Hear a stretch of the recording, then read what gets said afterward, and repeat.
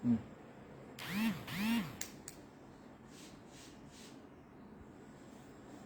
जय रघुवीर समर्थ गणेश शारदा चैव सद्गुरु सज्जनस्तथा आराध्य दैवतं गुह्यं सर्वमे रघुनंदन कृपा कटाक्षाची किरणे मोह समुद्राचे आटणे घडे जय त्या श्रीकृष्णे वंदू तया ते श्रीराम जयांचे करिता स्मरण होय सकल विद्यांचे अधिकरण ते वंदूया श्रीचरण श्री गुरूंचे जय जय रघुवीर समर्थ देहे असोमी पुष्ट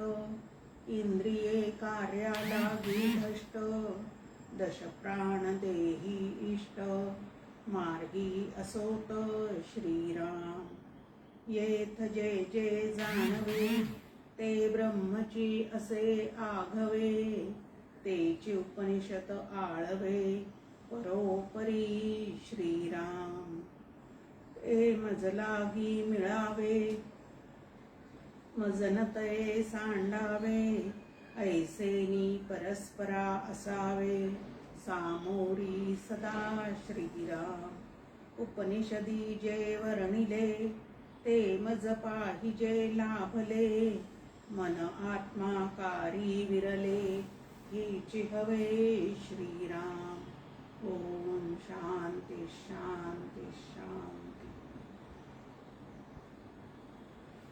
आनंदयोगी परमपूज्य डॉक्टर काका श्रद्धेय वंदाते वंदे या उभय त्यांना मनपूर्वक नमस्कार करते वंदन करते आणि केनोपनिषदाच्या तिसऱ्या खंडाच्या श्रवणासाठी जमलेल्या सर्व साधकांना मनपूर्वक अभिवादन करते। बऱ्याच दिवसाच्या अंतरानंतर आपण परत केनोपनिषदाकडे वळत आहे।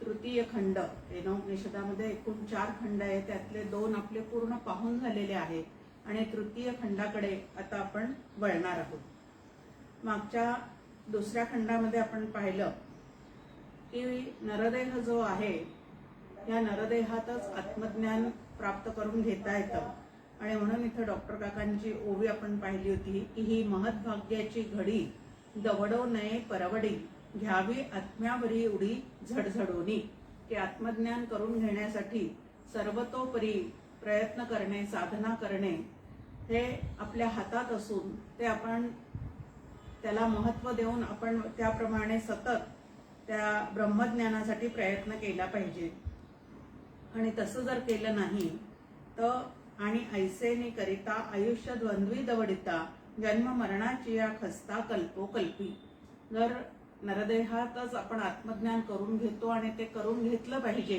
हे आपल्या मनावर आपण बिंबवलेलं नसेल ठसलेलं नसेल तर सतत वासना प्रवाहाच्या नदीमध्ये आपण वाहत राहतो आणि त्यामध्ये पुनरपि जननम पुनरपि मरणम ह्या पद्धतीने त्या चक्रात आपण सतत अडकत जातो आणि म्हणून ते ब्रह्म जर जाणायचं असेल तर जीवन जगत असताना काय काय करावं लागतं तर ते विषय जात विसरता चौदेहाते निरसिता की विषयांच्या भोवती धावत जाणाऱ्या मनाला तिथून काढून ठेवून सतत त्या मनाला एकच विषय पुरवायचा आणि तो म्हणजे विषय तो त्यांचा झाला नारायण सतत त्या ब्रह्मानुसंधानामध्ये भगवंताच्या अनुसंधानामध्ये नामानुसंधानामध्ये त्या मनाला ठेवण्याचा प्रयत्न करत राहायचा आणि 4 देहांचा ज्या वेळेला निराश करता येईल त्यावेळेला ज्या क्षणी 4 देहाचा निराश आपल्याला आपल्या ठिकाणी साधता येईल करता येईल त्या क्षणी देहाचा विसर पडून आत्मरूप जे तत्व आहे ते तुम्हाला आम्हाला नक्की जाणता येईल। आता तृतीय खंडामध्ये आपल्या समोर मांडणी आहे की आतापर्यंत जे 2 अध्यायामध्ये आपल्या समोर मांडलं ती गुरु शिष्यांची बोलणी झालेली आहे आणि त्यामध्ये आत्मज्ञान कसं करून घ्यायचं याविषयीची आत्मज्ञानाची बोलणी जी आहे ती सुद्धा इथे मांडण्याचा पूर्णपणे प्रयत्न केलेला आहे. पण शब्दज्ञान आपल्याला भरपूर झालेलं असलं म्हणजे सतत श्रवण आपण करत असलो तरी सुद्धा ब्रह्म जाणण्याची घाई करून चालत नाही. नुसतं शब्दज्ञानाने ब्रह्मज्ञान होत नाही. डॉक्टर काकांचं एक छान वाक्य आपल्या समोर आहे की बुद्धीशिवाय आत्मज्ञान होत नाही, पण बुद्धीला आत्मज्ञान होत नाही. आता बुद्धीशिवाय शब्दज्ञान होणेच शक्य नाही, पण नुसत्या शब्दज्ञानाने सुद्धा आत्मज्ञान जे आहे ते आपल्याला होऊ शकत नाही. आणि तिथं जर आपली घाई चाललेली असेल तर ते अजून पुढे आपल्याला काय होतं तर अवघड होत जातं. तुकाराम महाराजांचा एक अभंग आहे, तुका म्हणे नाही चालत तातडी प्राप्त काळाघडी आल्या विण. की तुकाराम महाराज म्हणतात की ह्या क्षेत्रामध्ये घाई करून चालत नाही, कारण अंतःकरणाची शुद्धता आणि स्वच्छता याला परमार्थामध्ये अतिशय महत्व आहे.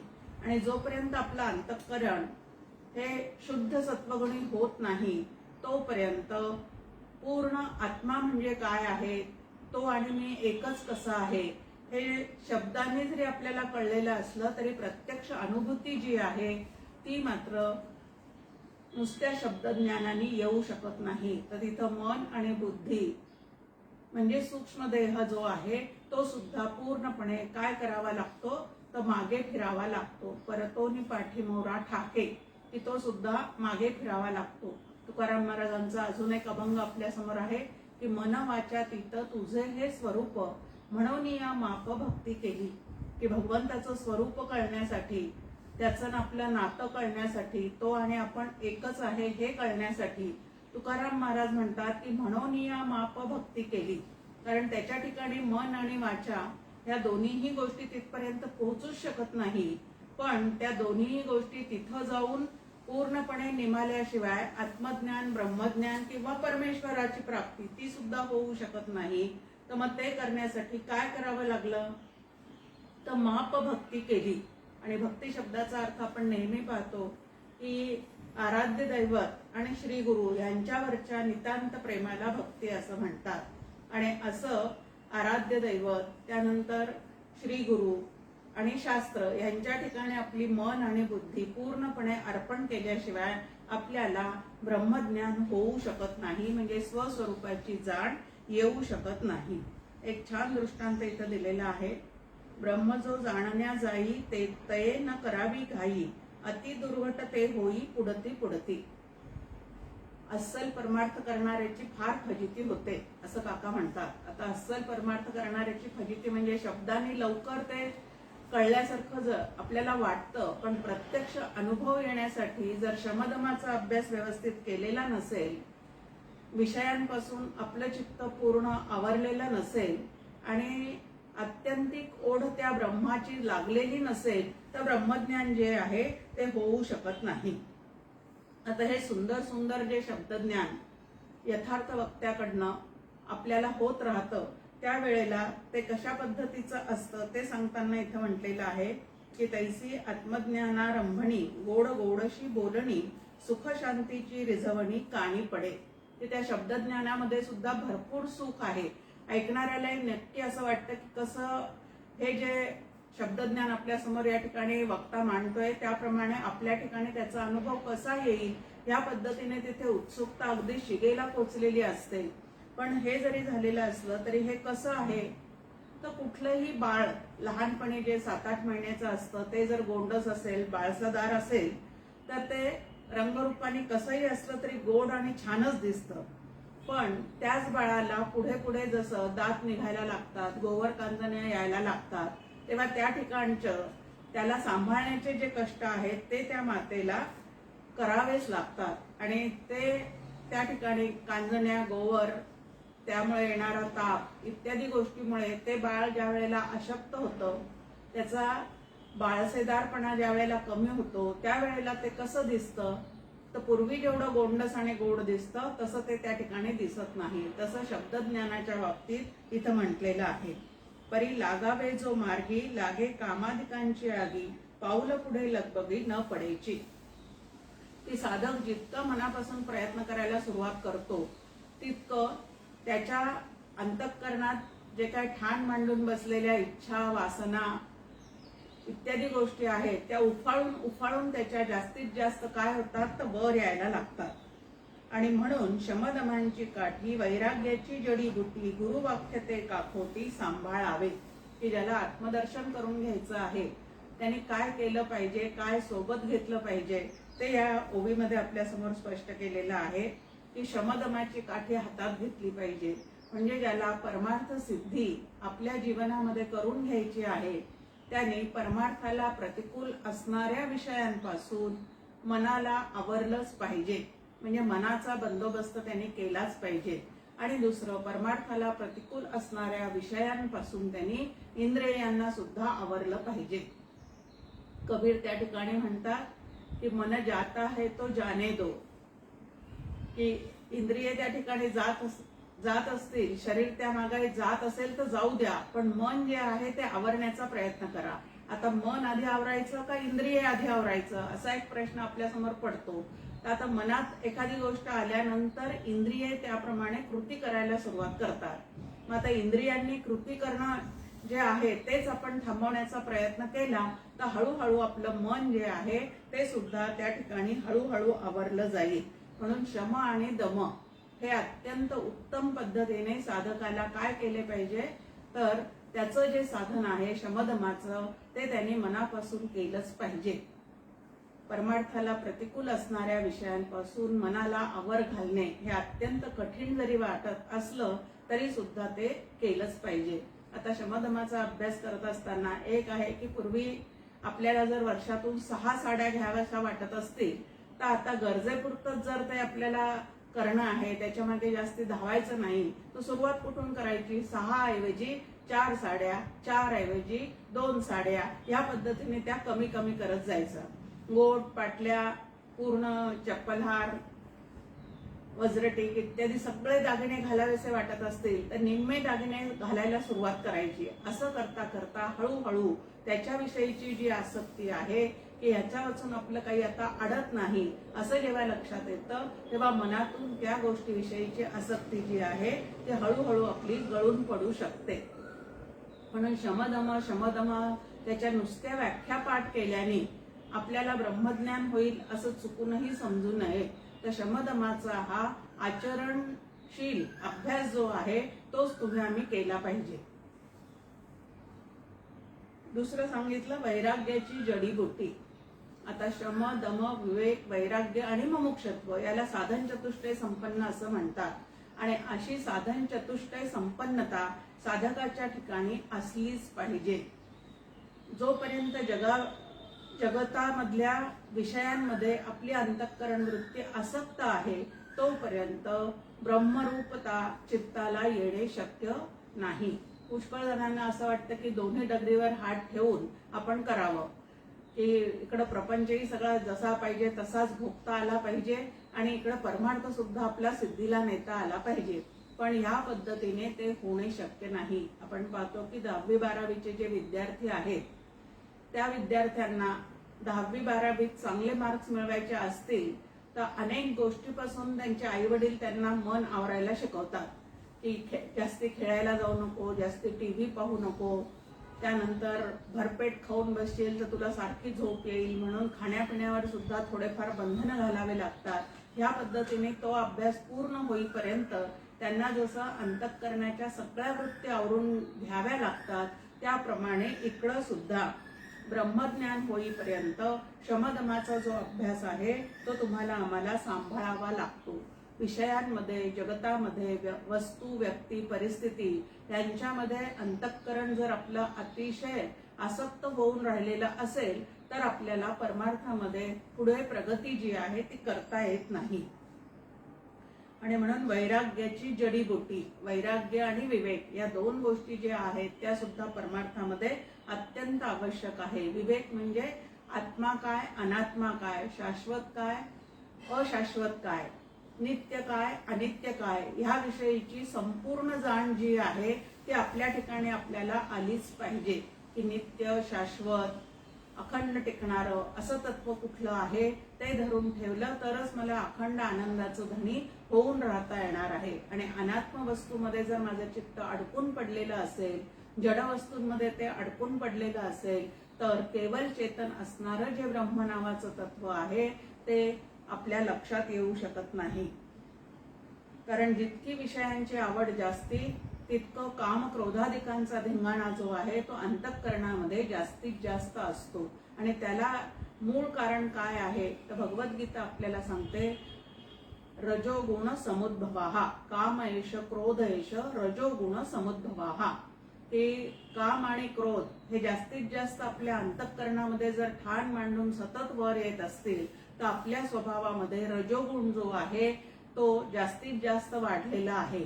आणि रजोगुणामुळे अंतःकरण अतिशय चंचल होतं आणि चंचल असणाऱ्या अंतःकरणाला आत्मा नावाचं तत्व जे आहे ते व्यवस्थित समजून येऊ शकत नाही.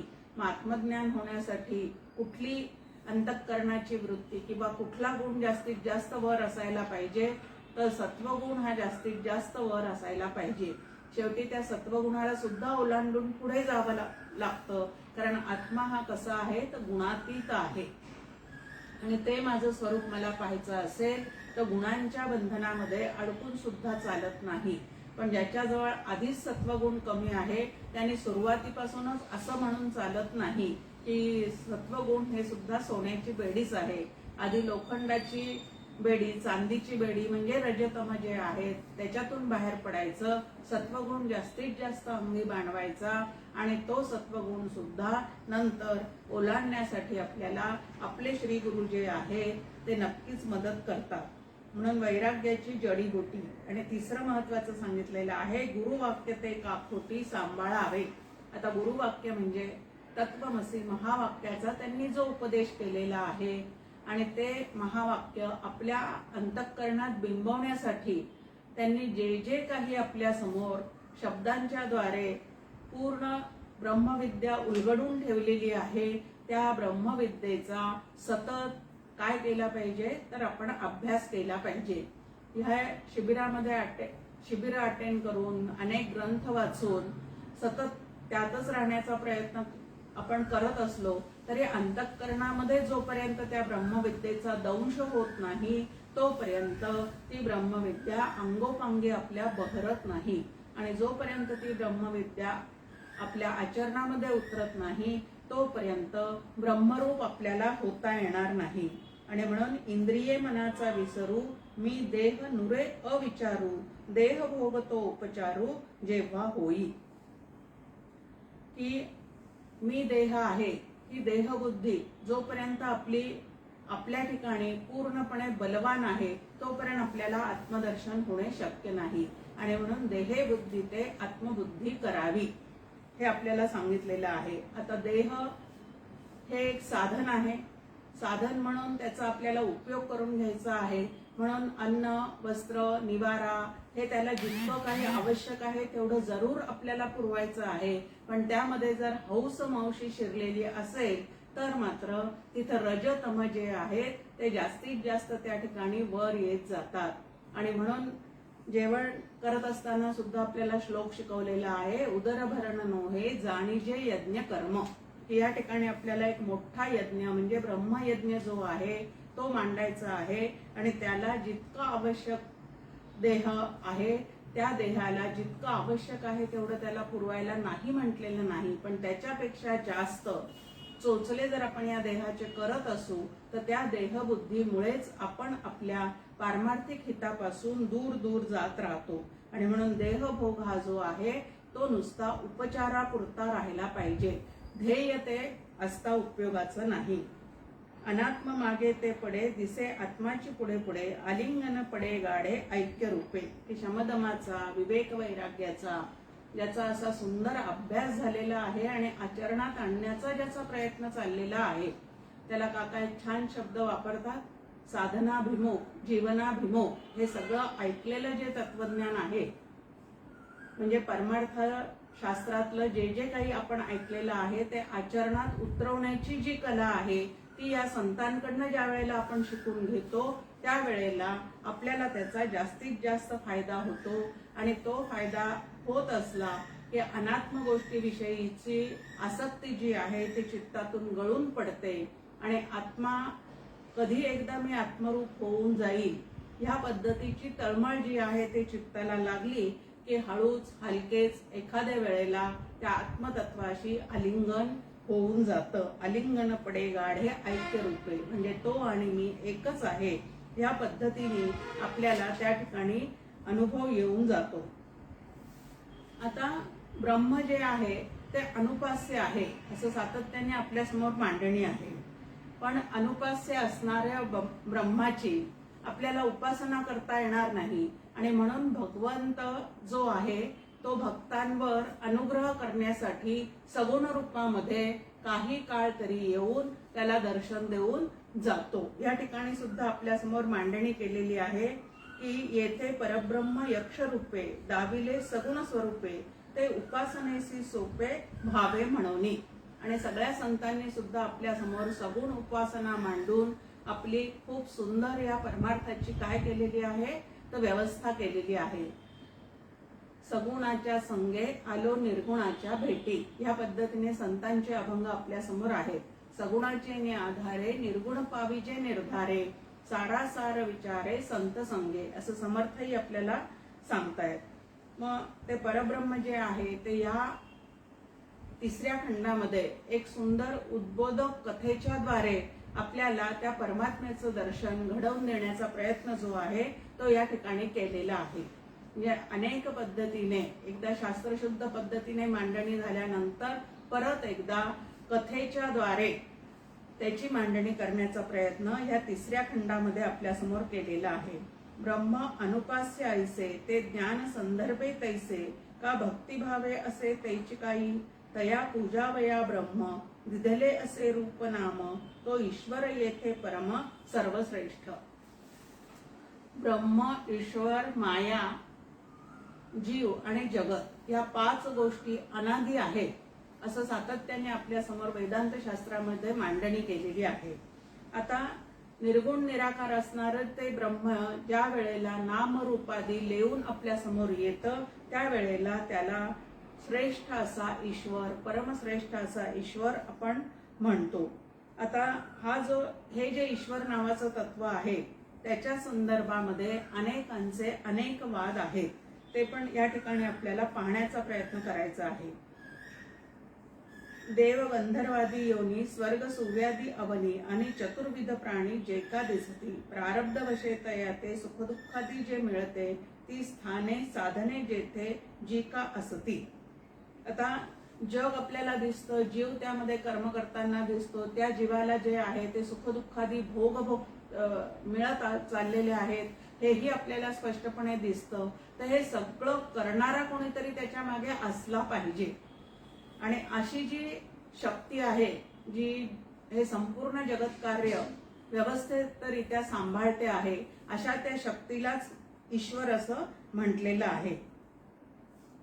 कर्मे शुभ कोणी केली अशुभ कुणाची घडली तयांची वाटणी लिहिली पुस्तकी ज्याचे. ईश्वर नावाचं जे तत्व आहे त्याच्याजवळ खूप मोठं सॉफ्टवेअर आहे. प्रत्येक जीवाने काय काय कर्म करून ठेवलेलं आहे ते कर्म जीवाच्या लक्षात नसतं, पण ते कर्म करत असताना त्यांनी मनात बाळगलेले त्याचे जे हेतू आहेत ते जे कर्म आहेत त्या कर्माला मिळणारं फळ आहे हे सगळं ईश्वराच्या ठिकाणी मात्र त्याची पूर्णपणे नोंदणी केलेली असते. आणि हा ईश्वर कुठं राहतो म्हणून सांगितलेला आहे आपल्याला तर विभूती योगामध्ये मनामध्येच तो राहतो. मन हीच या शरीरामध्ये त्याची उपाधी आहे असं सांगितलेलं आहे. आणि म्हणून आपल्या मनातच तो असल्यामुळे मनात येणारी प्रत्येक गोष्ट त्या कर्मामागचा हेतू हे सगळं काही त्यांनी काय केलेलं आहे तर टिपून ठेवलेलं आहे. तो ईश्वर जगन्नियता आणि कर्ता करविता असने पडे निश्चिता सर्वज्ञानी. की तत्वज्ञ संत जे आहे ते त्या ईश्वराची सत्ता जी आहे ती पूर्णपणे मान्य करतात. एक दृष्टांत इथं दिलेला आहे की 2 डोंगरांच्या मधून एखादी नदी ज्या वेळेला वाहत असते त्यावेळेला तिथं बांध घालून धरण बांधलं जातं.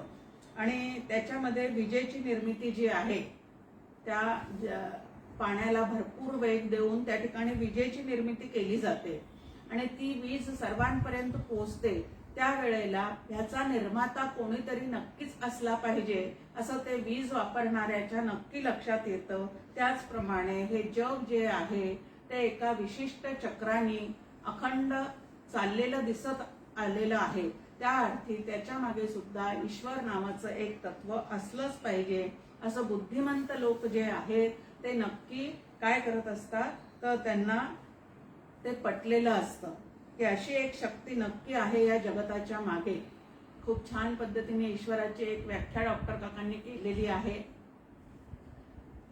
की अप्रतिहत सामर्थ्य ज्याच्या ठिकाणी आहे त्याला कोणीही अडवू शकत नाही, पण सर्व जीवांच्या वासनांना जो प्रारब्ध रूपाने प्रतिबंध घालतो त्याला ईश्वर असं म्हणतात. अशी ईश्वराची एक सुंदर व्याख्या जी आहे ती डॉक्टर काकांनी आपल्या समोर मांडलेली आहे.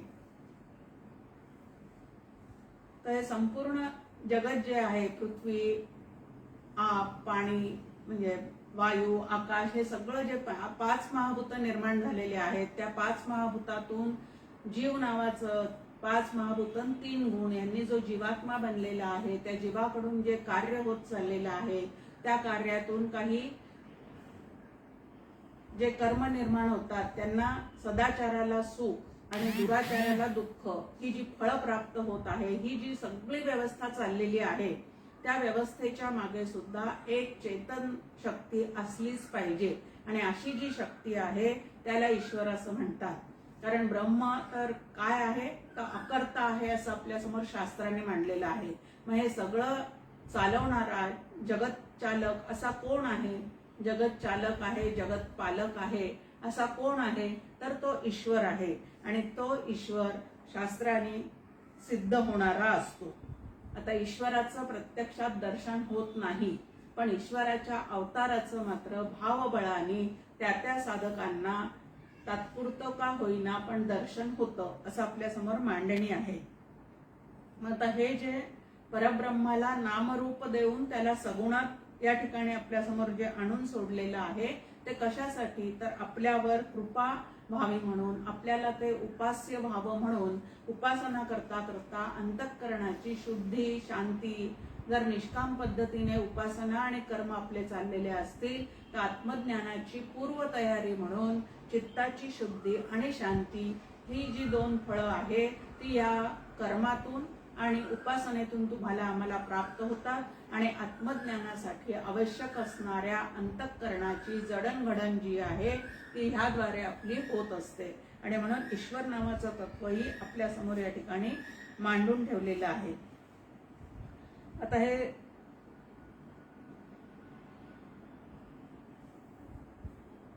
जगत कैसेनी जाहले हे कोडे अनेका पडले जये ते निरूपले आपुले मती. की हे जग जे तुम्हाला आम्हाला जाणवत चाललेलं आहे ते नेमकं कशापासून बनलेलं आहे ह्याविषयी सुद्धा शास्त्रकारांची, विद्वानांची अनेक मते आहेत. चैतनी एक तो जीवो आणि दूजा ईश्वर रावो, जीव अल्पज्ञ स्वभावो ईश्वरू करता.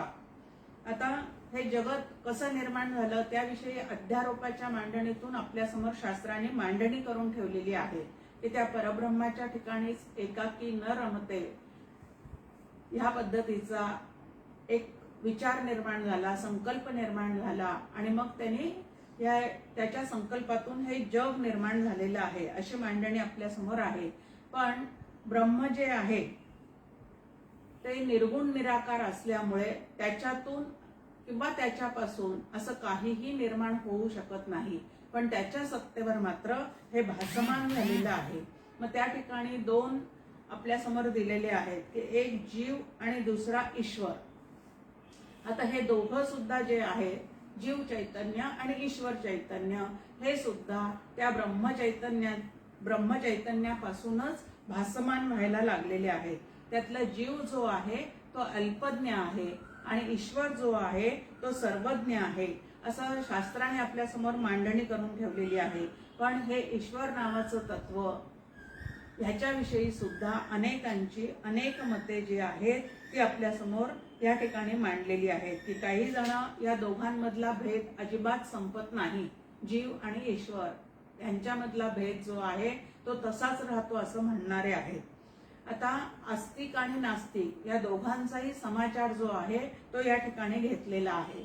जे नास्तिक आहेत ते ईश्वराला मानत नाहीत आणि जे आस्तिक आहेत ते ईश्वराला मानतात, पण त्यांच्याही चित्ताला थोडासा भ्रम झालेला आहे आणि तो म्हणजे जीव आणि ईश्वर हे दोघंही एक असू शकत नाही असं त्यांच्या ठिकाणी त्यांच्या विषयी भेद निर्माण झालेला आहे. जीव ईश्वर भेद असा जो भेद आहे तो आस्तिकांच्या ठिकाणी निर्माण झालेला आहे आणि त्या दोन्हीची शहानिशा जी आहे ती या ठिकाणी केलेली आहे.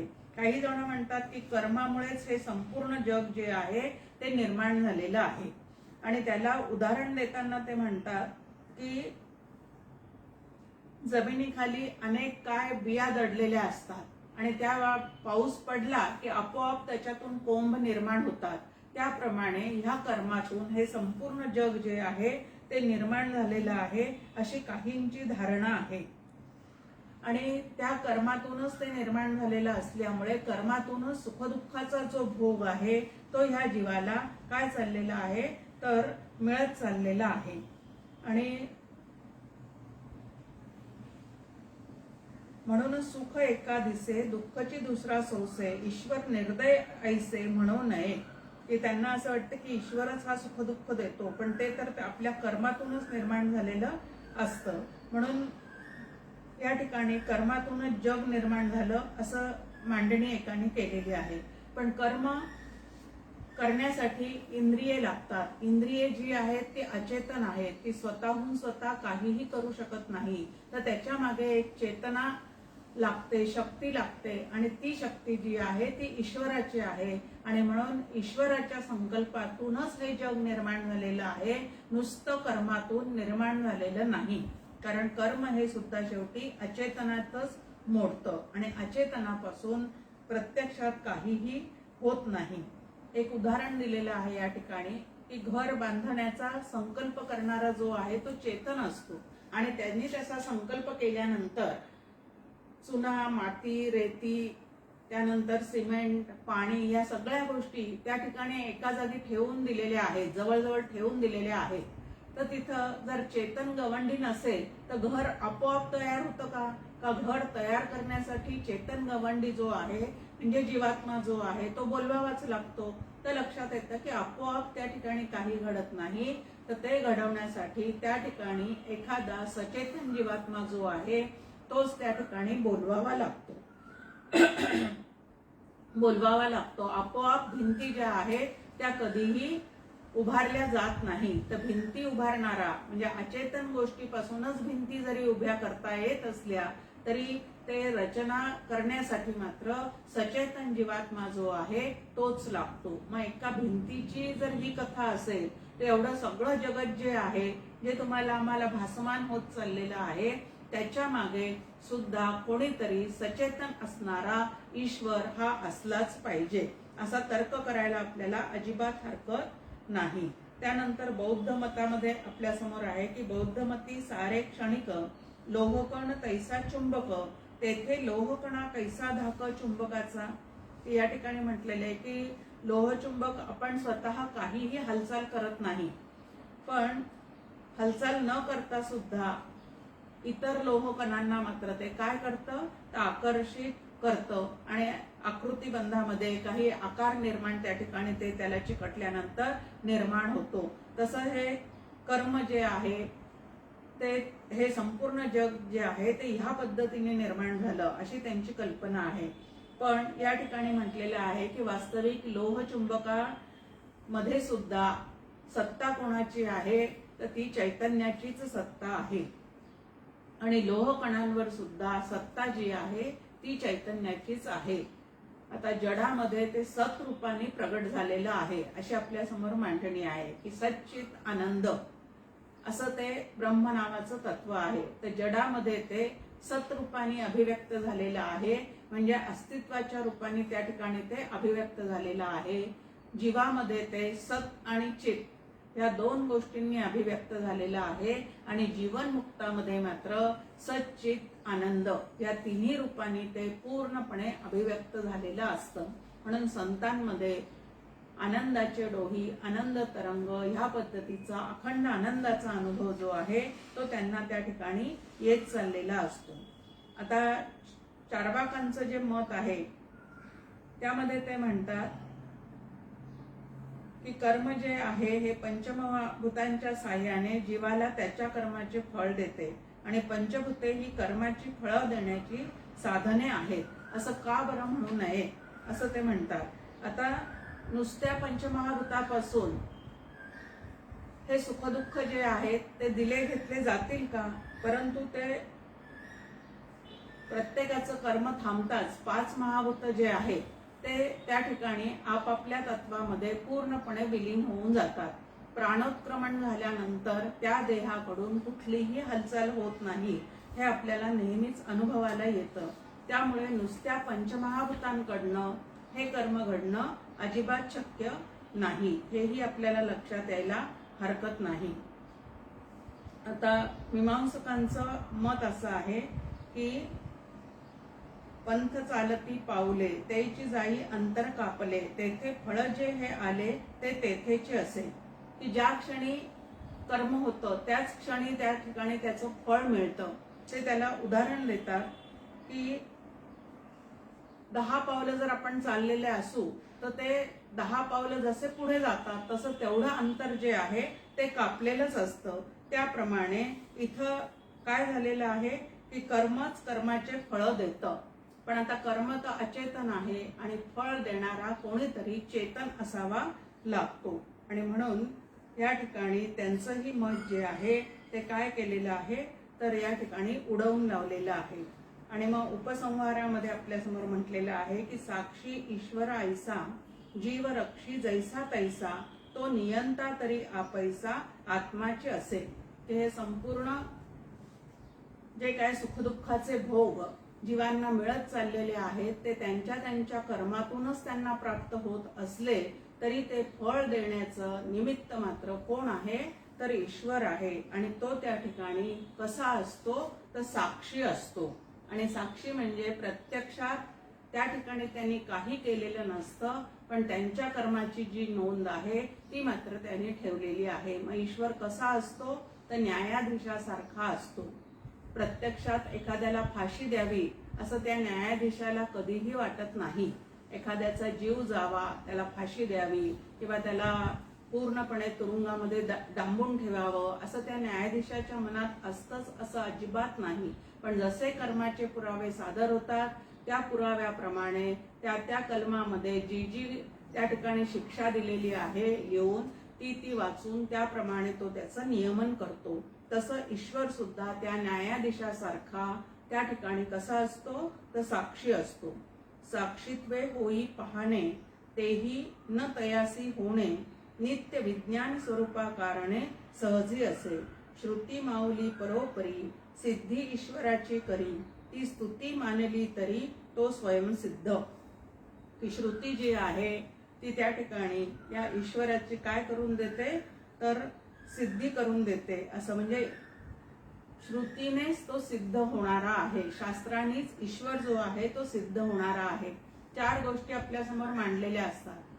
चत्वार देव निरूपण मध्ये समर्थ आपल्या समोर 4 गोष्टी मांडतात. एक मूर्तिरूप देव आहे, त्याच्या मागे त्याचे अवतार आहेत, त्या अवताराच्या मागे सगुण निराकार असणारा ईश्वर आहे आणि त्या तिन्हीचंही अधिष्ठान असणारा निर्गुण निराकार परमात्मा म्हणजे ब्रह्म आहे.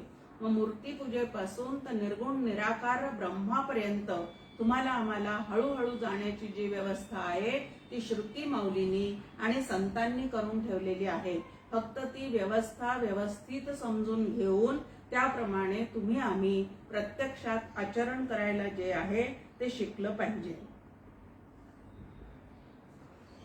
या संपूर्ण जगताचा नियामक प्रशासक कोण आहे तर तो ईश्वर आहे असं इथं आपल्या समोर मांडणी. तो ईश्वर कोठे नाही श्रुती न म्हणे कोठेही जरी प्रमाणा गुप्त राही तो तर्कसिद्ध. की सगुण निराकार ईश्वर जरी प्रत्यक्षात आपल्याला इंद्रिय गोचर होत नसला तरी सुद्धा श्रुती मौलींनी मात्र शास्त्रशुद्ध तर्क मांडून त्या ईश्वराची सिद्धी जी आहे ती या ठिकाणी केलेली आहे. ईश्वर नाही असे श्रुतीमध्ये कोठेही म्हटलेलं नाही, पण तो प्रमाणांना म्हणजे ज्ञानेंद्रियांना मात्र काय होत नाही, तो विषय होत नाही. पण शास्त्रशुद्ध तर्काने आणि येणाऱ्या अनुभवाने तो असलाच पाहिजे असे आपल्याला खुणगाट मनाशी जी आहे ती नक्की बांधता येते.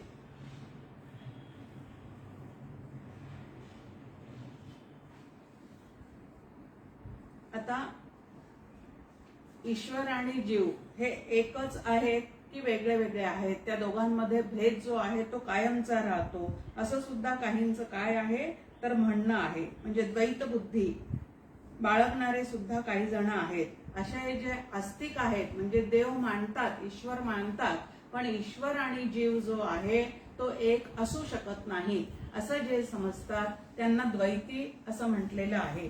पण वेदांत शास्त्र मात्र अद्वैताची सिद्धी करून देणारा आहे. जे ईश्वर एक वरिष्ठ येथवरी जे मांडिले ते नास्तिक मत खंडिले. आता आस्तिकांचे आले भ्रमनिवारण, की ज्यांना आपोआपच हे सगळं चाललेलं आहे, ईश्वर नावाचं तत्वच नाही असं वाटतं, त्यांना ते आधीच्या ह्याच्यामध्ये पटवून दिलेलं आहे की चेतन कोणीतरी असावा लागतो आणि त्यालाच आम्ही ईश्वर असं म्हटलेलं आहे. आता हा जो ईश्वर आहे तो मान्य करतात, पण जीव ईश्वर एक आहे हे ज्यांना अमान्य आहे, असा ज्यांना भ्रम झालेला आहे, त्या आस्तिकांचा भ्रम घालवण्याचा प्रयत्न जो आहे तो पुढे इथं आपल्या समोर. जे ईश्वर एक वरिष्ठ आणि जीव असे कनिष्ठ, हा निश्चय जो अनिष्ट द्वैत मताचा, त्याला ती श्रुती कुठले आधार घेतात तर द्वा सुपर्णादी इत्यादी श्रुतीचा ते त्या ठिकाणी आधार घेतात की एकाच फांदीवर जीव आणि ईश्वर हे दोघं बसलेले आहेत. एक जण साक्षी भावाने तिथं आहे आणि एक जण मात्र कर्मफळाचा भोगता आहे. या श्रुतीचा आधार घेऊन ते ह्या पद्धतीचं द्वैती कल्पना जी आहे त्याला पुष्टी देण्याचा प्रयत्न करतात. देवतो तयासी पूजिने जीव राहे भक्तपणे ते एरएरी सामावणे कैसे घडे. की आतापर्यंत जे आपण पाहतो की देव जो आहे तो पूजनीय आहे आणि त्याची पूजा त्याची उपासना जर भक्त करत असताना दिसत असतो तर ते दोन्ही एकच कसे आहे. एक शुद्ध सात्विक माया, एक मूर्तिमंत अविद्या, ऐसी वेगळी असता तया ऐक्य कैसे. ईश्वर जो आहे तो शुद्ध सत्वगुणात्मक आहे आणि जीव जो आहे तो त्रिगुणात्मक आहे. मासा असताना ते एकच कसे असतील असं त्या ठिकाणी एक भ्रम निर्माण झालेला आहे. ईश्वरू मुक्त सदाचा, जीव गुलाम संसाराचा, तया एकचे आसनाचा मान कैसा. ईश्वर जो आहे तो नित्यमुक्त आहे आणि जीव जो आहे तो मात्र त्रिगुणाच्या बंधनामध्ये अडकलेला आहे. असं असताना ते दोन्ही एकच कसे असा प्रश्न आहे. इथं म्हटलंय की जो सर्वाते प्रतिपाळी राही अंतरीचे रावळी समस्ता झाकोनी सांभाळी ईश्वर आत्मा. की हा ईश्वर कसा आहे तर प्रत्येकाच्या अंतःकरणात तो चेतन रूपाने राहिलेला आहे आणि आतमध्ये राहूनच तो सर्व जीवांचा काय करतो तर सांभाळ करतो. ईश्वर कुटस्थ चेतना तो जीव बुद्धीचे दर्पणा जाता मनादी उपाधी नाना जीवची ईश्वर. विवेक सिंधू मध्ये सुद्धा आपल्यासमोर मांडणी आहे की एकाच ब्रह्माचे जीव आणि शिव हे दोन काय आहेत तर पडलेले प्रतिबिंब आहे. एक जे आहे ते मायेत पडलेलं प्रतिबिंब आहे आणि दुसरं जे आहे ते अविद्येत पडलेलं प्रतिबिंब आहे. म्हणून ईश्वराला माया ही उपाधी आहे आणि जीवाच्या ठिकाणी अविद्या ही उपाधी आहे आणि उपाधीचा निराश केल्यानंतर निरोपाधिक तत्व जे आहे ते दोघांच्या ठिकाणी मात्र एकच आहे. आता तो उपाधीचा निराश जो आहे तो करता आला पाहिजे आणि त्यासाठी उपाधींचा निराश कसा करावा ह्याच्यासाठीच तर तत्वमसी महावाक्याचं वाच्यार्थ काय आहे, लक्षार्थ काय आहे, ती उपाधी टाकायची म्हणजे नेमकं काय करायचं हे सातत्याने सांगितलं जातं. आभास जीवाची ये ठाई तेथ त्रिगुणा अविद्या राही या अवर्णी होई जीवबद्ध. की जीव नावाचा जो आभास आहे अविद्या विशिष्ट साभास चेतन त्याला जीव असं म्हणतात आणि माया विशिष्ट साभाष चेतन याला ईश्वर असं म्हणतात। अजून थोडक्यात आपल्याला जर म्हणजे उदाहरणाने पाहायचं असेल तर एकाच ठिकाणी एका मोठ्या तलाव आहे आणि त्याच्या शेजारी एक छोट्याशा भांड्यामध्ये त्या तलावातलं पाणी भरून ठेवलेलं आहे। दोन्ही ठिकाणचं पाणी अत्यंत स्थिर आहे। पौर्णिमेचं चांदणं त्या ठिकाणी, पौर्णिमेचा दिवस आहे, चंद्र जो आहे तो पूर्ण त्या ठिकाणी उगवलेला आहे, म्हणजे पूर्णत्वाने त्या ठिकाणी दिसतो आहे। आता तलावात सुद्धा त्याचं प्रतिबिंब पडलेलं आहे आणि भांड्यात सुद्धा त्याचं प्रतिबिंब पडलेलं आहे। दोन्हीही ठिकाणी तो प्रतिबिंबित झालेला आहे।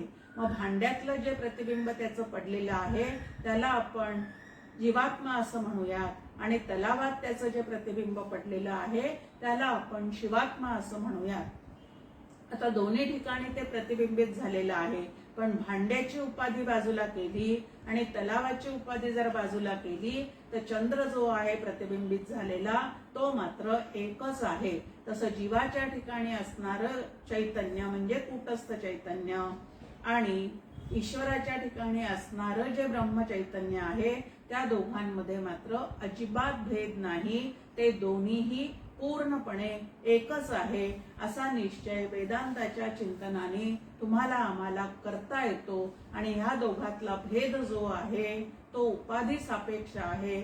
उपाधीचा निराश केला की ते दोन्हीही एकच आहे इथपर्यंत बुद्धीची समज जी आहे ती शास्त्रशुद्ध पद्धतीने घालता येते आणि त्या अद्वैताचा अनुभव घेता येतो। शुद्ध सत्वते ऐसे तेथे आवरण नसे। आता सांगितलेलं आहे की त्रिगुणामुळे जीवाच्या ठिकाणी स्वरूपाच्या ज्ञानावर आवरण घातलं गेलेलं आहे आणि ईश्वराच्या ठिकाणी शुद्ध सत्वगुणात्मक ईश्वर असल्यामुळे त्याच्या ठिकाणी मात्र ब्रह्मरूप ज्ञानावर आवरण घातलेलं नाही आणि म्हणून तो नित्यमुक्त आहे आणि जीव जो आहे तो मात्र बंधनात अडकलेला आहे। जीव जो नाना साधनी देई रजतमा ते सोडूनी शुद्ध सत्वाचे अधिष्ठानी ईश्वर रूप।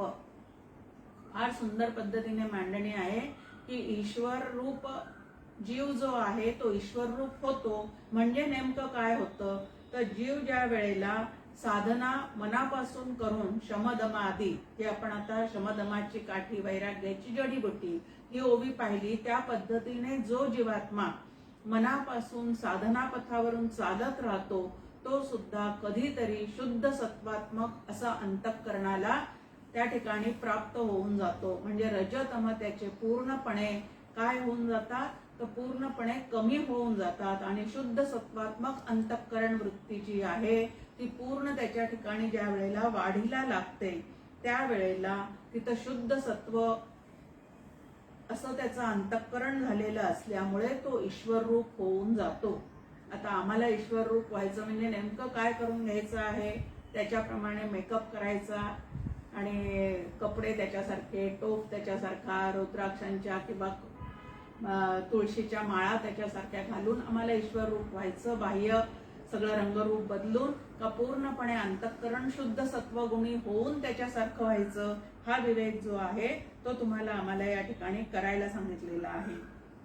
आता जोपर्यंत अविद्या ह्या उपाधीमध्ये जीवात्मा अडकलेला आहे तोपर्यंत सुखदुःखादी भोग तो सतत घेत राहतो, पण त्याच्याच अंतःकरणातला जो ईश्वर आहे म्हणजे कूटस्थ चैतन्य आहे म्हणजे संतांच्या भाषेमध्ये जो आत्माराम आहे तो मात्र त्या सुखदुःखापासून नेहमी कसा असतो तर वेगळा असतो।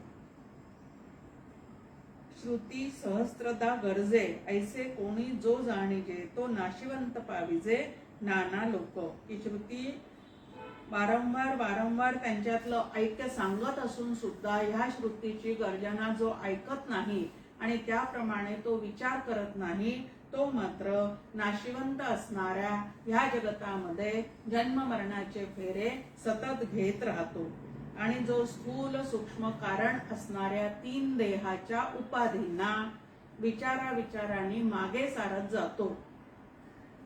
मनोबुद्धी अहंकार चित्तानी नाहम हे आत्मषटक जे आहे ते आपल्याला या ठिकाणी सांगतं की तीन देहांचा निराश करता करता शेवटच्या कडव्यामध्ये म्हणजे श्लोकामध्ये शंकराचार्य म्हणतात अहम निर्विकल्पो निराकार रूपो विभुर्व्याप्य सर्वत्र सर्वेंद्रियाणी की सर्व इंद्रियांमध्ये व्यापून असणारं, व्यापक असणारं असं जे चैतन्य नावाचं तत्व आहे तेच आपल्या सर्व जीवांचं मूळचं स्वरूप आहे. आणि स्थूल सूक्ष्म कारणा परता जो आत्मराणा तो ईश्वराचे लक्षणा सारिखा असे. या 3 देहांच्या पलीकडे असणारं, 4 देहांच्या पलीकडे असणारं जे आत्मचैतन्य आहे ते आत्मचैतन्य आपल्या ठिकाणचं आणि ईश्वराच्या ठिकाणचं. आता ईश्वराला विराट हे त्याचं स्थूल शरीर सांगितलेलं आहे. मग आता ईश्वराचे 4 शरीर जे शास्त्रांनी मांडून ठेवलेले आहेत ते, आणि विराट, हिरण्यगर्भ, अव्याकृत इत्यादी ईश्वराच्या शरीरे सांगितलेली आहेत. आणि स्थूल, सूक्ष्म, कारण, महाकारण इत्यादी जीवाची शरीरे सांगितलेली आहेत.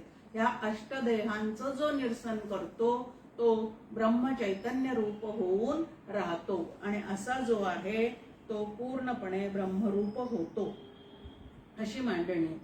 आता जीव, ईश्वर आणि ब्रह्म हे असं पूर्णपणे संकल्पना स्पष्ट झाल्यानंतर जीव जो आहे त्याच्या ठिकाणी सुद्धा अनंत शक्ती, आपण म्हणतो की डोळ्याला पाहण्याची शक्ती आहे, कानांना ऐकण्याची शक्ती आहे, वाणीला बोलण्याची शक्ती आहे.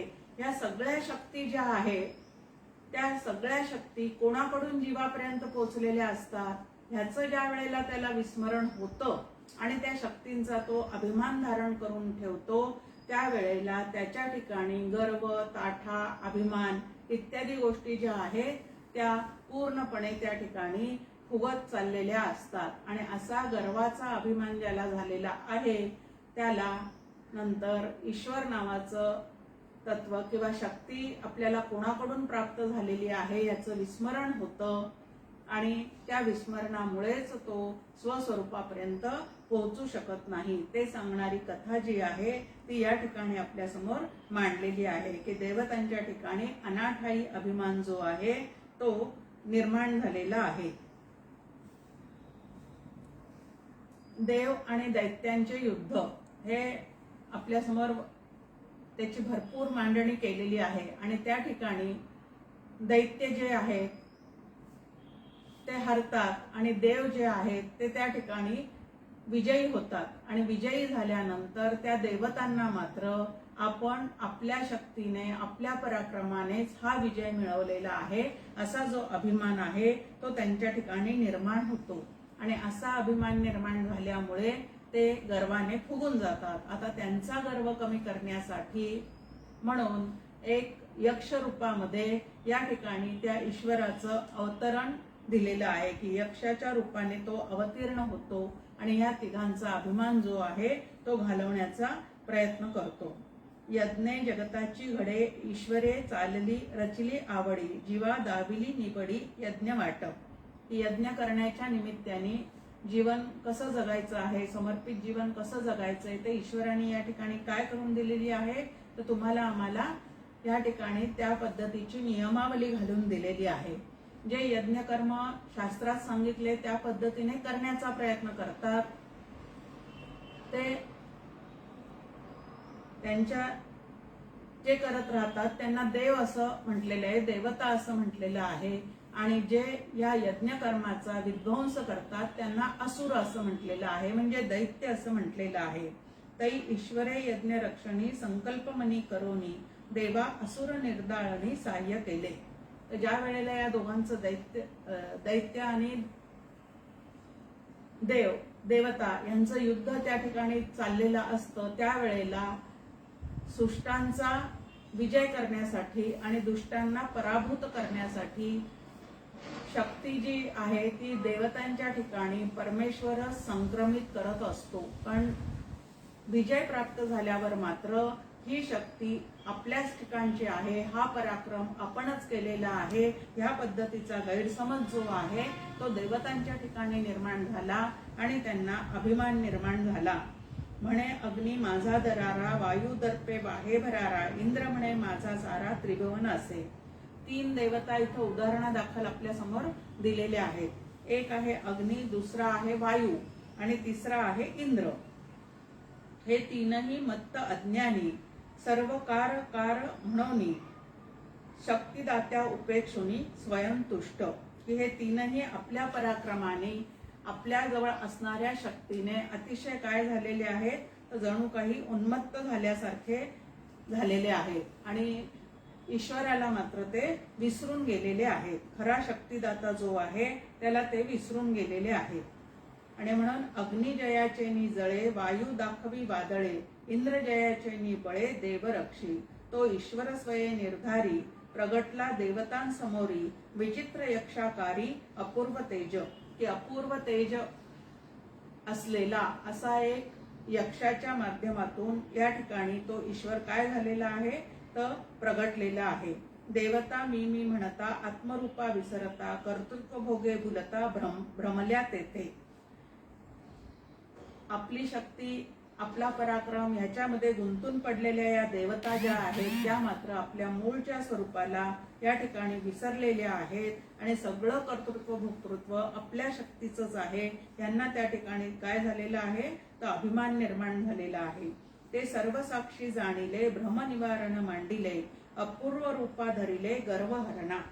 ते अंतर्यामी असणाऱ्या त्या भगवंताने जाणलं आणि त्यांचं गर्वहरण करण्यासाठी तो त्यांच्या समोर सगुण रूपामध्ये अत्यंत तेजस्वी असणाऱ्या त्या यक्ष रूपामध्ये प्रगट झालेला आहे. असं म्हणतात की भगवंताला ज्या वेळेला भूक लागते त्यावेळेला तो काय खातो, तर इतरांना झालेला अहंकार जो आहे तेच त्याचं अन्न असतं आणि तो अहंकार खाऊन टाकतो. आता ह्या पद्धतीची जी गोष्ट ह्यामध्ये आलेली आहे ती आपण पुढच्या मंगळवारी पाहूया. जय जय रघुवीर समर्थ.